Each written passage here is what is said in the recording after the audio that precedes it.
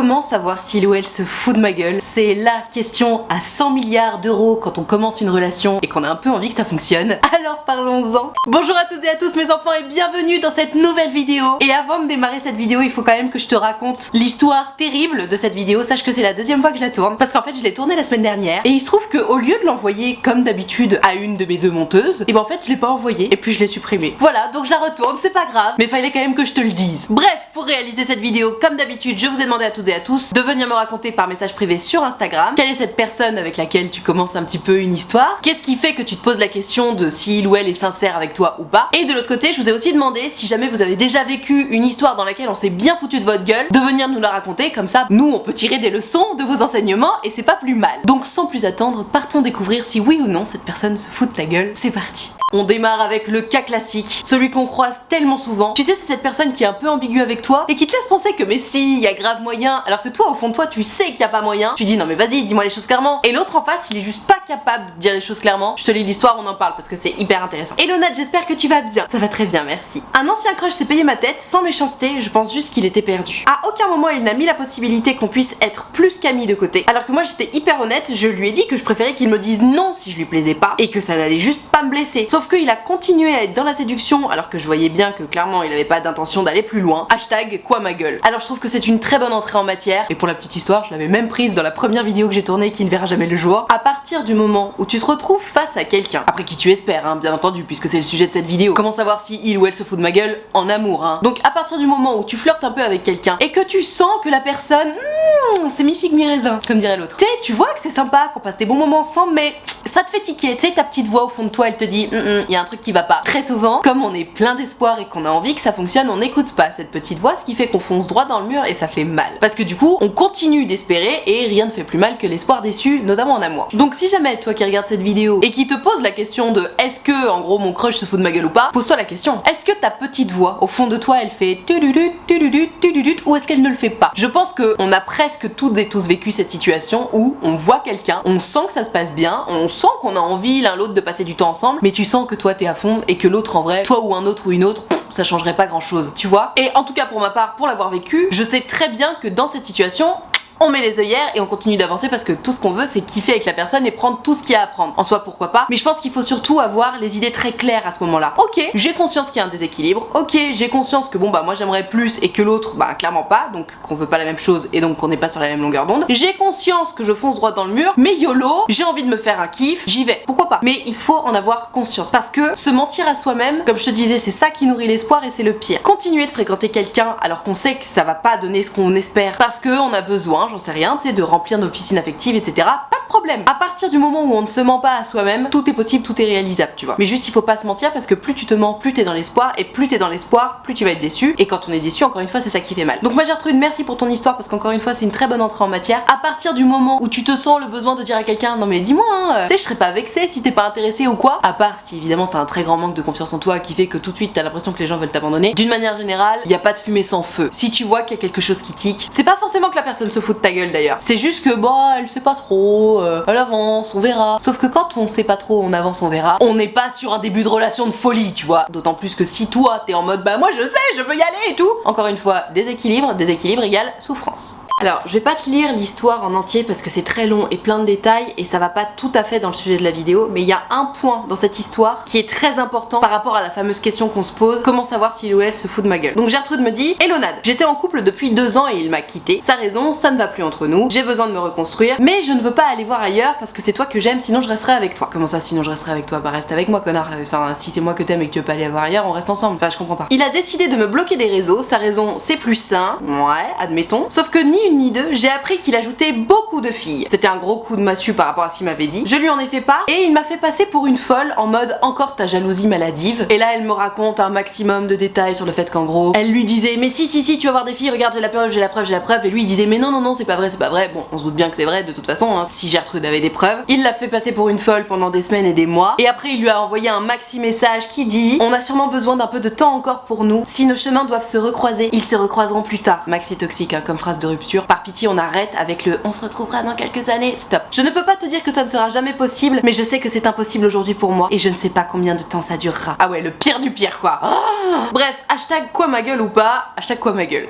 Parce que c'est le hashtag de la vidéo. Alors, ma Gertrude, par rapport au fait que déjà il t'a quitté en mode ouais, je t'aime et je ne veux voir que toi, mais je te quitte. Déjà, en fait, ça c'est du bullshit. Peut-être qu'il était sincère, hein, mais c'est de toute façon déjà du bullshit. Parce que si tu m'aimes et que tu veux voir que moi, dans ce cas-là, passons cette tempête ensemble. On n'a pas besoin de se séparer pour que ça aille mieux. Au contraire, si on se sépare, c'est la preuve qu'on peut pas passer cette tempête ensemble et donc que notre couple n'est pas suffisamment solide et donc bah qu'on a rien à faire ensemble. Et pas de problème. Mais en fait, si tu me quittes, quitte-moi. M'explique pas que tu me gardes sous le coude pendant des années au cas où tu aurais envie de revenir, tu vois. Ça vraiment c'est ultra toxique. Donc déjà, il se fout de ta gueule par rapport à ça. Consciemment ou pas, c'est du foutage de gueule. Et d'ailleurs, exactement parallèlement, parce que là c'est une histoire où ils ont été en couple 2 ans, mais si jamais c'est un crush que tu fréquentes depuis 2 semaines, quelqu'un qui te dit non mais là je suis pas prêt à me mettre en couple, mais peut-être dans quelques mois, c'est pareil hein. C'est quelqu'un qui te fout un râteau et qui te garde sous le coude au cas où tout à coup il aura envie de s'envoyer en l'air avec toi. Maxi toxique parce que toi encore une fois, tu nourris de l'espoir qui va forcément être déçu 9 fois sur 10, donc on n'aime pas. Donc premier point, ça, oui, c'est du foutage de gueule. Deuxième point, il te dit non mais on se sépare mais je ne veux que toi et il ajoute plein de meufs. Effectivement, c'est du foutage de gueule, mais je suis partagée dans le sens où normalement quand on se sépare de quelqu'un, chacun fait ce qu'il veut. Là c'est vrai qu'on est dans un cas particulier dans le sens où il t'a quitté en mode je ne veux que toi, donc en fait c'était une rupture, pas rupture, enfin je sais pas. C'est du bullshit pareil, donc foutage de gueule c'est sûr. Parce qu'en fait soit tu me quittes et tu fais ce que tu veux, soit on reste ensemble et tu ne veux que moi. Mais tu me quittes pas en me disant que tu veux que moi, tu vois, c'est pas possible. Et troisième point surtout, c'est pour ça que j'ai pris ton histoire, le mec qui te fait passer pour une folle, ça c'est le pire foutage de gueule du monde. Dans quelque relation que tu sois, si tu te retrouves face à quelqu'un qui te laisse penser que tu réagis comme un fou ou comme une folle, c'est que tu es même pas en présence de quelqu'un qui se fout de ta gueule. T'es en présence de quelqu'un qui ne te respecte pas, qui va te faire perdre confiance en toi. C'est du toxique en fait. On est sur du toxique. Quelqu'un qui te laisse penser que tu es fou ou que tu es folle, c'est carrément de la relation toxique. C'est encore pire que du foutage de gueule. Et ça, c'est pas bon en fait. Parce que ma Gertrude, encore une fois, les règles de votre jeu là, elles étaient pas très bien établies puisque vous étiez plus ensemble et en même temps il t'a promis qu'il resterait fidèle. Donc trop bizarre. Donc toi t'allais le voir en mode eh oh ça va pas trop avec mes règles et il te fait passer pour une folle. Non, c'est pas possible. Donc est-ce qu'il se fout de ta gueule? Oui, complètement. Et il faut prendre ses distances en fait dans cette situation là. Et encore une fois, que ça fasse 2 ans qu'on est en couple ou qu'on flirte depuis 2 jours, 2 semaines, 2 mois, quelqu'un qui te fait penser que tu es fou ou folle, ça gerte direct. On n'est jamais fou ou folle de poser des questions. On n'est jamais fou ou folle de réagir, de dire qu'on n'est pas d'accord. Alors évidemment, il y a toujours des façons de le faire. On n'est pas obligé d'aller dans l'hystérie. Mais tu sais, si tu poses des questions, si tu exprimes ton désaccord de façon normale et saine, à aucun moment tu n'es fou ou folle. Tu es juste un être humain équilibré qui exprime justement son désaccord et qui pose des questions. Il y a rien de plus sain que de faire ça. Donc quelqu'un qui te laisse penser que tu es fou ou folle parce que tu fais quelque chose d'ultra sain, oui, c'est du foutage de gueule. C'est même encore une fois plus toxique que du foutage de gueule. Donc grave. Ah, le fameux prendre son temps. C'est Gertrude qui me dit Coucounade, je parle à un garçon depuis 4 mois. 4 mois, c'est long quand même, hein. Au début, tout allait bien, il me proposait qu'on se voit, mais depuis quelques semaines, il me propose plus du tout qu'on se voit. Les 2 fois où je lui ai proposé, il m'a trouvé une excuse, et quand je lui ai demandé ce qu'il voulait exactement, il m'a dit prendre son temps. Putain le bâtard. Et ne pas forcer les choses. Mais au bout de 4 mois, sincèrement, je ne sais plus quoi en penser. Hashtag quoi ma gueule. Eh ouais, mais ma Gertrude. En fait, j'ai presque envie de te dire, il y a pas de gens qui se foutent de la gueule des autres. Il y a que des gens qui veulent pas la même chose et qui n'arrivent ou n'osent pas le dire. Parce que là, il se passe quoi? T'sais, ouvrons les yeux. Vous vous êtes vus un peu. Bon, ça s'est bien passé. En tout cas, toi de ton côté, t'as kiffé. Et depuis quelques semaines, il te propose plus que vous voyez. Et quand c'est toi qui proposes, il dit ah non non, je peux pas. Et quand tu lui dis bon bah qu'est-ce que tu veux? Prendre mon temps et ne pas s'emballer. Non mais what the fuck. Tu sais, j'aime beaucoup dire que seul le résultat compte. Or là, le résultat c'est que vous vous voyez pas. Quand on ne se voit pas, il y a pas de relation. T'es d'accord avec moi? Donc dans cette situation, pareil, pose-toi la question. Qui en veut le plus des deux? Est-ce que c'est toi qui en veux le plus ou est-ce que c'est lui? Moi j'ai l'impression quand même que c'est toi parce que c'est toi qui as envie de le voir et c'est lui qui dit non. Et d'ailleurs j'ai même l'impression que au-delà de ça, lui il veut même plus rien avec toi alors que toi bah t'es resté en mode bah j'attends après toi. D'autant plus que ça fait 4 mois Gertrude. Enfin tu vois, tu me dirais ça fait 4 jours, je te dirais bah attends, laisse-lui un peu de temps, peut-être qu'il est un peu overbooké ces derniers jours. Ça arrive, même quand on a très envie de voir quelqu'un et qu'on est grave en crush sur quelqu'un, ça arrive de pas avoir 4 jours à lui consacrer. Mais là 4 mois, attends c'est bon. Je sais pas s'il se fout de ta gueule, mais en tout cas ce qui est sûr c'est qu'il a pas les balls de te dire que bon, soit il a rencontré quelqu'un d'autre, soit finalement il est plus si intéressé que ça par toi, mais en tout cas il ne meurt pas d'envie de te voir. Et à partir du moment où toi t'as très envie de le voir et lui il a pas très envie de te voir, bah c'est toi qui va tomber de haut, c'est toi qui va avoir mal. Donc je te conseille conseille même pas de lâcher l'affaire complètement si ce mec là te plaît et que t'as envie quand même de voir si ça peut aller jusqu'au bout. Mais en attendant, fais ta live quoi. N'attends pas que après lui, parce que lui, pardon pour le spoiler alerte, hein, mais je pense qu'il y a pas que toi dans sa vie, de toute évidence. Donc est-ce qu'il se fout de ta gueule? Je ne suis pas certaine, mais ce qui est sûr, c'est qu'il est pas très sincère sur le fait que bon, il est pas maxi emballé par votre histoire, c'est sûr, sinon bah, il serait de toute évidence plus disponible. Quand on est emballé par une histoire, quand on a envie de voir quelqu'un, on trouve toujours un moment. Parce que attention, j'aime bien le rappeler quand même, notamment dans cette vidéo sur est-ce qu'il se fout de ma gueule ou pas, est-ce qu'il ou elle se fout de ma gueule, bien entendu. Quelqu'un qui n'a pas le temps pour toi, quelqu'un qui te dit ouais non mais j'ai trop de taf là en ce moment, j'ai vraiment trop de trucs à faire, c'est simplement quelqu'un qui n'a pas très envie de te voir. Et c'est pas grave, tu sais, les gens sont pas obligés d'avoir envie de te voir, mais il faut ouvrir les yeux. Parce que partie de ce constat là, moi aussi hein, j'ai énormément de travail, moi aussi j'ai énormément de gens à voir, moi aussi j'ai énormément de choses à faire. Emmanuel Macron a énormément de choses, de gens et de trucs à voir, à faire. Toi-même, tu as un emploi du temps très chargé, mais la différence entre quelqu'un qui s'intéresse à toi et quelqu'un qui en a un peu rien à foutre de toi, c'est que la personne qui s'intéresse à toi va forcément, malgré son emploi du temps overbooké, trouver un petit moment pour te voir. Alors que la personne qui s'en carre un peu le cul de toi, bah elle va juste expliquer que là elle a pas le time et goodbye. Et c'est comme ça et c'est normal, c'est une question de priorité. Et cette image est beaucoup trop lumineuse. On est d'accord que toi, quand t'as un crush, tu le mets dans tes priorités, tu fais en sorte d'avoir un peu de temps pour le voir. Normal, c'est ton crush. Bah si la personne en face ne fait pas cet effort-là, c'est que de facto, tu n'es pas son crush. C'est QFD. Ah oui, non mais Gertrude, elle a l'histoire qui combine tous les red flags de la personne qui se fout de ta gueule. Mais enfin Gertrude! Cela dit, la conclusion de son histoire, je suis tout à fait d'accord avec elle, je te la lis. Hello Nat, j'espère que tu vas bien. Ça va bien, merci. Bizarrement, je vis très bien le fait de retourner cette vidéo. Tant mieux. Pour ma part, je suis sortie avec un garçon pendant 8 mois et il me soufflait le chaud et le froid en permanence. Alors déjà, quelqu'un qui te souffle le chaud et le froid, oui, c'est quelqu'un qui se fout de ta gueule. Pareil, c'est même un peu plus que ça, c'est carrément toxique. J'ai fini par le quitter parce que j'en arrivais à épuisement. Je l'ai bloqué pendant 3 mois. Bravo! Ça, c'est une très très bonne chose. On bloque les personnes qu'on a besoin d'oublier, on adore. Sauf que, au bout de 3 mois, il me manque. Je le débloque, méga connerie. C'est pas moi qui l'ai dit. Je me mentais en me disant que peut-être il avait eu peur de me perdre. Mais what the fuck? Quelqu'un qui a peur de te perdre, en fait, c'est quelqu'un qui se comporte bien avec toi. Quelqu'un qui a peur de te perdre, c'est pas quelqu'un qui va souffler le chaud et le froid et qui se laisse quitter comme ça, tu vois. Enfin, non. On s'est reparlé pendant des mois. Il m'a dragué par message, mais on ne se voyait pas. Pareil, ça c'est pas bon. Je vais pas m'étendre puisque c'est ce qu'on disait dans une des questions précédentes. Mais tu sais, il y a un moment, si t'es pas dispo pour me voir, c'est que je suis pas ta prio. Je trouvais ça très bizarre. Je sentais qu'il y avait anguille sous roche, mais je n'osais pas poser la question parce que j'avais le statut de casse-couille. On y revient. À partir du moment où il y a quelque chose qui te gêne, si t'as l'impression de passer pour une folle parce que tu poses une question, red flag. Et encore une fois, c'est même pas du foutage de gueule, c'est de la toxicité. Les mois se sont écoulés, j'étais dans l'attente qu'on se voit, mais il tournait toujours autour du pot.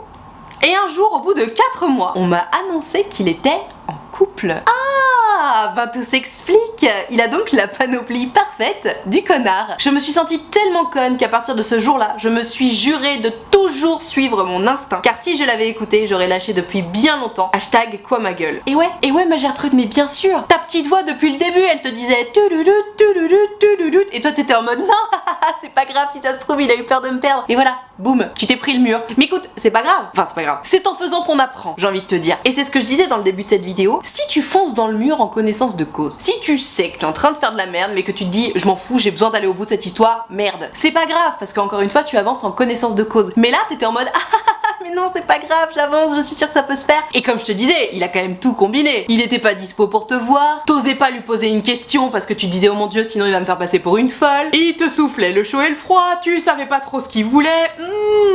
On est d'accord, t'aurais pu le voir venir de beaucoup plus loin, mais c'est pas grave. Encore une fois, c'est en faisant qu'on apprend. D'ailleurs, si ça se trouve, plein de Gertrude et plein d'Alphonse qui regardent cette vidéo te remercient du fond de leur cœur sans même encore le savoir parce que peut-être que demain, ils ou elles vont être confrontés à ce genre d'histoire et vont se dire ah, Gertrude elle a vécu ça, je sais qu'il ne faut pas aller dedans, je me casse, tu vois. Donc merci pour cette histoire ma Gertrude et on passe à la suite. J'adore cette expression faire les flammes sur Snap. C'est tellement un truc qui est pas de ma génération. Quand vous me dites ça, je me sens tellement vieille. Je te lis l'histoire de Gertrude et pour le coup, je pense qu'on est sur un beau foutage de gueule. Hello Nad, c'est Gertrude. Yo Gertrude. L'année dernière, j'ai parlé avec un mec avec qui ça faisait 8 mois que je faisais des eye contact dans le bus. En avril, on a commencé à parler. Il y avait beaucoup de green flags. Il me demandait de rester alors que je partais dormir. Attends, comment ça, il te demandait de rester alors que tu partais dormir? Par message ou en vrai? Il me demandait si je lui faisais de l'effet. Bref, on parlait vraiment tout le temps pendant les vacances de Pâques. C'était super, on rigolait. On avait un très bon feeling tous les deux. Et on a fait un date, il m'a emmené sur sa trottinette, donc on était collés serrés, j'adore. Gros blanc quasi tout le long, mais moins sur la fin. Quelques semaines après, il devient froid et il me dit qu'il ne voulait pas me blesser, mais qu'il souffrait encore de son ancienne relation et qu'il faisait abstraction pour me parler. Bah, prends pas cette peine, frérot, si tu penses encore à ton ex, juste fous-moi la paix, me fais pas espérer, en fait. J'ai vraiment besoin de ton avis pour passer à autre chose et vivre mon année de première sans regret. PS, on fait encore les flammes sur Snap, hashtag quoi ma gueule. Alors, après moult explications, je sais ce que c'est faire les flammes sur Snap. Enfin, j'ai plus ou moins compris ce que c'était. Si comme moi t'es une mamie ou un papy et que tu sais pas trop ce que ça veut dire, en gros, d'après ce que j'ai compris encore une fois, hein, si je me trompe dites-moi dans les commentaires, quand tu fais les flammes avec quelqu'un sur Snap, c'est un peu pour montrer que c'est ta préférence à toi.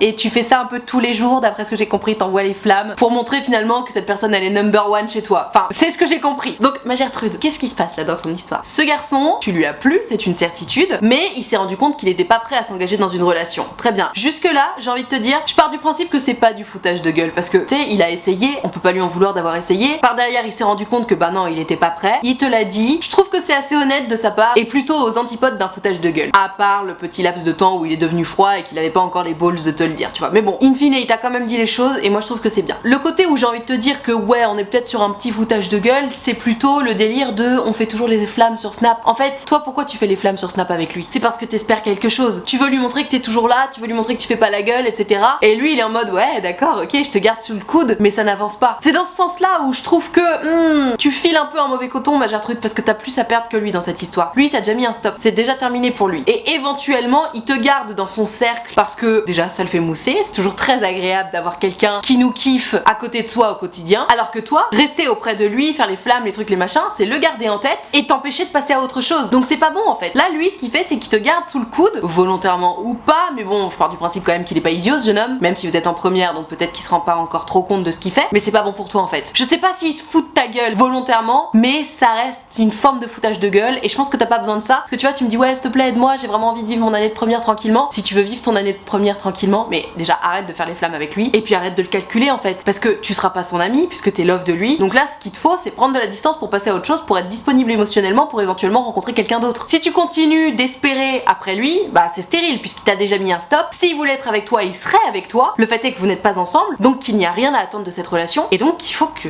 tu arrêtes quoi. Prends tes distances, coupe, et on en a rien à foutre de ce qu'il peut en penser hein. Il peut bien dire ce qu'il veut, l'important c'est que toi tu te sentes bien. Donc qu'il puisse penser que je sais pas t'as le seum ou que t'es une folle ou quoi que ce soit, on n'est jamais fou parce qu'on se fait passer soi-même d'abord hein. Toujours pareil encore une fois, red flag, quelqu'un qui te laisse penser que tu es fou ou folle parce que tu fais quelque chose de sain pour toi, et que ce soit poser une question, avoir une conversation, exprimer ton mécontentement ou prendre de la distance, c'est quelqu'un de toxique pour toi. Donc juste fais ce qui est bon pour toi et ce qu'en pensent les autres, on s'en carre le coquillard. Voilà, je vais m'arrêter là pour cette vidéo sur est-ce qu'il ou elle se fout de ma gueule. J'espère que ça t'a aidé, j'espère que ça t'a éclairé sur ta situation. Si jamais t'as d'autres questions, n'hésite pas à les poser en commentaire. J'ai une communauté tellement bienveillante et qui aime tellement aider que si t'as besoin d'aide, t'es au bon endroit. Dans tous les cas, n'hésite pas à mettre un pouce bleu, à t'abonner à cette chaîne YouTube, ça me fera drôlement plaisir. Et alors si t'as envie de me raconter ton histoire en direct et en privé, donc que ça ne passe pas en vidéo, figure-toi que c'est possible. J'ai créé un site internet qui s'appelle utilefutile.fr sur lequel tu peux prendre rendez-vous avec moi. Tu peux choisir de prendre un rendez-vous de 20 minutes ou de 45 minutes et tu peux choisir de me raconter tout ça à l'écrit, au téléphone ou en visio, selon ce qui te met le plus à l'aise, parce que c'est très important de se sentir à l'aise quand on parle de soi. En tout cas, si t'as envie de prendre rendez-vous avec moi mais que t'oses pas ou que t'as peur ou quoi que ce soit, sache que c'est toujours un grand plaisir pour moi de vous avoir en rendez-vous, tu ne me déranges pas, au contraire. Donc tu n'hésites pas, utilefutile.fr, le lien est dans la barre de description. Je te rappelle également que l'option de souscription payante à ma chaîne YouTube est activée, ce sont les abonnés de diamant, ils sont là pour me soutenir, c'est la raison pour laquelle il y a une cotisation de 5 € par mois ou plus, si tu veux et que tu peux. Et moi, pour les remercier de tout ce soutien, je leur fais régulièrement des lives directement sur YouTube, il y a qu'eux qui peuvent les voir, et on papote tous ensemble. J'essaie d'en faire 2 par semaine, et c'est hyper sympa, tout le monde est très cool, ils ont aussi un serveur Discord sur lequel ils discutent entre eux. Donc si t'as envie de venir les rejoindre, surtout tu n'hésites pas, tu seras forcément bien accueilli, puisque c'est la règle d'or des abonnés de diamant. Tout ceci étant dit, merci infiniment d'avoir suivi cette vidéo en entier, et moi en attendant la prochaine vidéo, je te fais des très gros bisous.